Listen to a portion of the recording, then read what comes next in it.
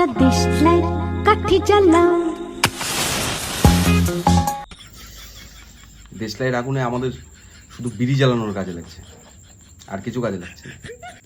নমস্কার, অধমের নাম শুভ। বুঝতেই পাচ্ছেন আমি আজকে ওই পুজো মণ্ডপের কিছু জাতীয় পুরস্কারপ্রাপ্ত গান নিয়ে কথা, যেসব গানগুলোকে সারা বছর শুনতে পাবেন না, কোথাও খুঁজে পাবেন না, ঠিক পুজোর সময় কোথা দিয়ে যে বেরিয়ে আসে আর ঠিক পুজো মণ্ডপের লোকেদের হাতে গিয়ে পড়ে।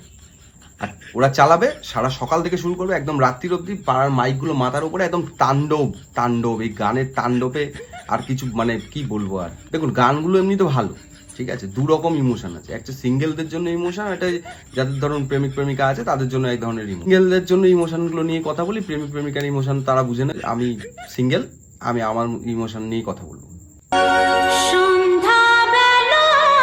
সন্ধ্যাবেলায় তো পুজোর সন্ধ্যাবেলায় আমি একা একাই বসে থাকি, বিশেষ করে আমার সাথে কেউ থাকে না। ওই তুমি আমি বসে আছি, তুমি আমি কেউ থাকে না, আমার সাথে পাড়ার গোপাল কাকু থাকে। এসব ভাবছি টাপছি, হঠাৎ করে আরেকটা বিখ্যাত গান চলে আসে, আর কত রাতই বা একা থাকবো। সন্ধ্যাবেলা তো গোপাল কাকুর সাথে গেল, রাত্রিবেলা তো আমাকে একাই শুতে হবে। ঠিকই বলে,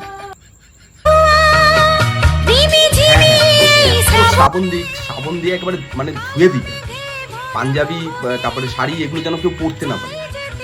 না না, বেরোনোর আগেই বৃষ্টি হোক, বৃষ্টিটা না এদের বেরোনোর আগেই হোক। ন্যাকামোগুলো বাদ দেবে, ন্যাকামোগুলো দেখতে হবে না। আমার মতো লোকজন এই মণ্ডপে বসে বসে একা একা বসে বসে থাকি, আমাদের এসব ন্যাকামোগুলো দেখতে হবে না। আর বৃষ্টি আমার কি, আমার তো কিছু ব্যাপার না। আমি তো পাড়ার গোপাল কাকুর সাথে বসে থাকবো, আমি হাফ প্যান্ট পরে বসে থাকলেও আমার কোনো অসুবিধা নেই। এসব গানের ধাক্কা যখন সামলাচ্ছি, হঠাৎ করে আবার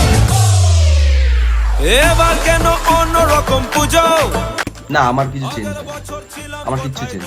আমার আগেও যা ছিল আমার এবছরও তাই আছে, আমার কোনো অন্যরকম পুজো হয় না।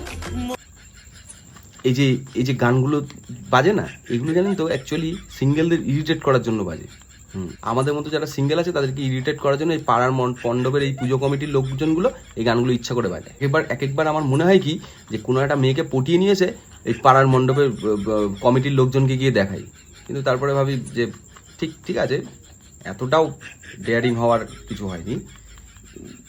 ঠিক আছে, যদি কারো মনে হয় যে এবার পুজোয় আমি আছি,